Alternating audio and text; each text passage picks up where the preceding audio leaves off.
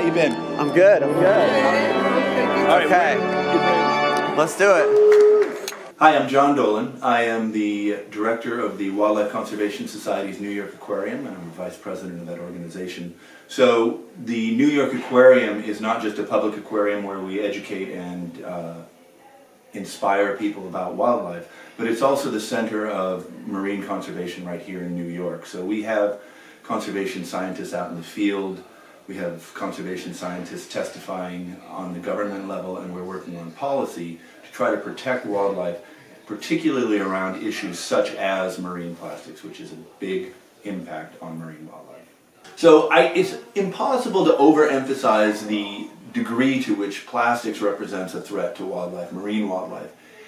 You can imagine in a city of 8 million that New York represents, and then of course a metropolitan area of 20 million. Think of your own daily life and multiply that by 20 million. The amount of plastic being generated is hard to fathom, and yet all of this plastic, there's very little, honestly, on a percentage basis that ever gets recycled. So almost all of this plastic eventually winds up in the ocean, where it represents a threat on every scale to wildlife. There are what they call the plastic gyres, which are tremendous conglomerations of plastic in the ocean. There's about 5 of these, each about the size of Texas, of just floating plastic at a major scale. And at that scale, the large, full pieces of plastic, they represent not just an unsightly mess, obviously, but a tremendous threat of entanglement to wildlife. I think you've probably seen the videos of straws and other plastic bags being pulled out of some of the marine life that lives out there, like sea turtles, marine mammals like dolphins, etc. But plastic continues to break down, and as it breaks down, it turns into what we call microplastics, which is at a very small scale. These microplastics have 2 tremendously detrimental impacts on wildlife.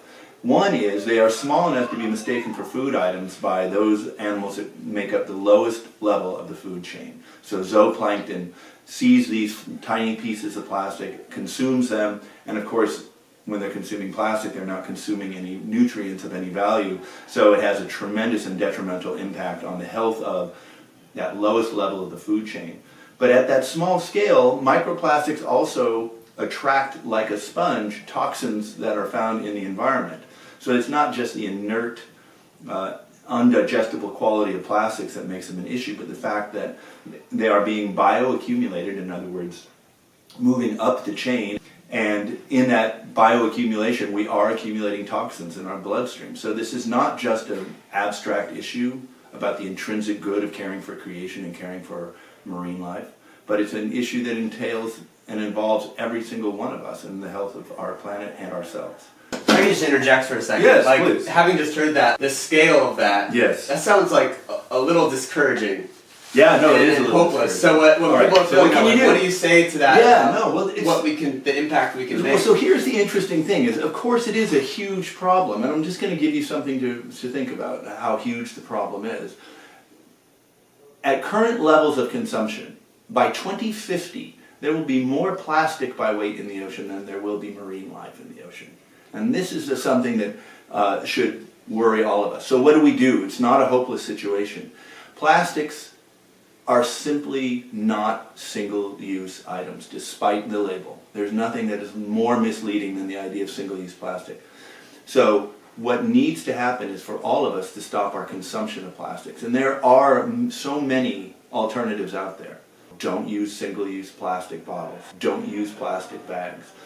Ask for them not to give you a cup with a lid and a straw in it. When you order takeout food, ask them not to bring plastic silverware. Opt out of all of that. If consumers start driving choices around plastics, we can all make a huge difference. Take your reduction of plastic and multiply that by 20 million, and you can see that we can quickly start to make a real difference.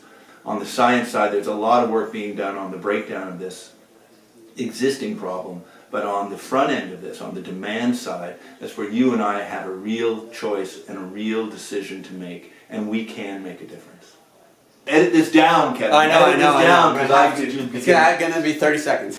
What does your faith tell you about this issue and our response needed to it? Well, I mean, it's funny. This is where I think historically there may have been some misunderstandings in the world.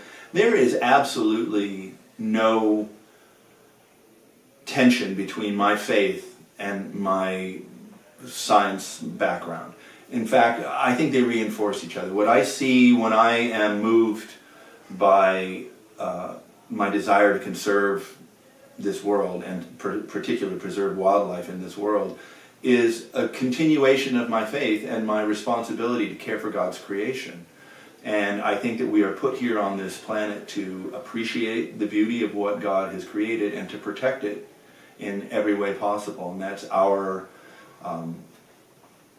duty and a way of worshiping. And that's how I look at my work and my life as being a continuum. It's all part of the way I respond to the blessings that God has shown us. And what the aquarium represents to so many people, but what the Wildlife Conservation Society and our work around the world represents as well, is a way for people to actually take action around the inspiration of God's creation. And I think that that is where conservation is a way for you to respond to that with more than your heart, but to put your heart into action with your hands. And that's where I think this carbon fast that we're on together this Lenten season is so powerful. It's a way to take action and to move forward in a positive way and put God's love into action. Thanks so much. All right, that was fun. We should do that more often. Yeah, right?